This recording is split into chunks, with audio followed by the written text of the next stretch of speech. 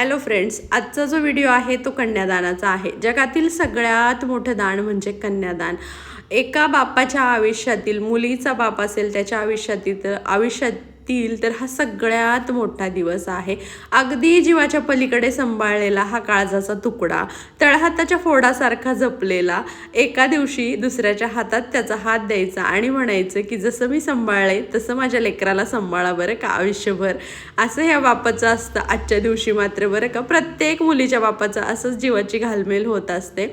खरंच म्हणजे बोलू नाही शकत, शब्दात सांगू नाही शकत की काय वाटत असेल। आणि हे जे आमचे भाऊ आहेत ना, त्यांचं ते तर खूप प्रेमळ आणि खूप छान स्वभावाचे आहेत, एकदम मस्त आहेत। म्हणजे माझे नंदवे, भाचीचे वडील असं।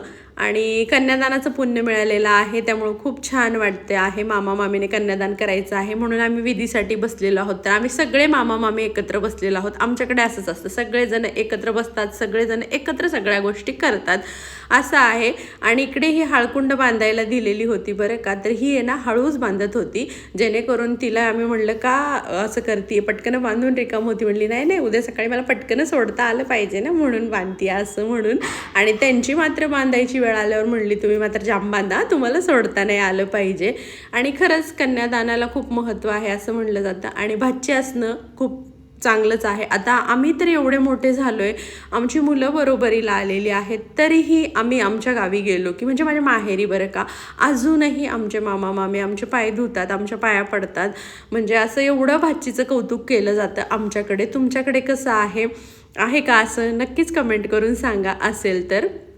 आणि इकडे हे जावयांनी पण बांधलेलं आहे। आणि मग त्याच्यानंतर बघा आम्हाला जे जे विधी सांगितलेले आहेत तसे तसे मग करायचे आहेत। इकडे चाललेली मजा मस्करी, छोटे छोटे क्षण असतात आणि हे सांभाळून ठेवायला आणि हे असे साठवायला खूप छान वाटतं, जेणेकरून कधीही ह्या आठवणी आपल्या आहे ना, म्हणजे जेव्हा कधी आठवेल तेव्हा पाहता येतात। त्यामुळं इकडे पाय धुवायला लावलेले भाचीचे आणि जावयांचे, त्यामुळं हा विधी चालू होता। जसं जसं सांगत होते भटजी काका तसं तसं आम्ही करत होतो। खूप छान वाटलं, खूप मनाला समाधान वाटलं, चला कन्यादान केलं त्याचं आणि एकदम छान असं लग्न पार पडलं। त्याच्यानंतर कन्यादान पार पडलेलं आहे, हळदी कुंकू लावायला लावलेलं आहे मला एक असं, मग दोघांनाही मी हळदी कुंकू लावलेलं आहे।